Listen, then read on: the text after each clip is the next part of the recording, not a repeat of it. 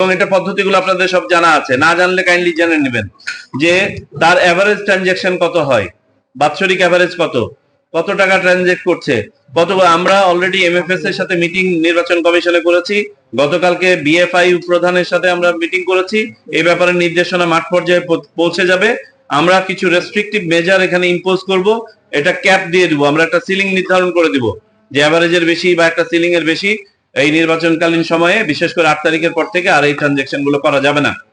তো আপনারাও খেয়াল করবেন যে এমএফএস ব্যবহার করে এই বিভিন্ন ধরনের আপনার নগদ হোক, বিকাশ হোক, রকেট হোক, ইত্যাদি ইত্যাদি, এর মাধ্যমে যেন টাকা বিলি না হওয়া শুরু হয়। ঠিক আছে?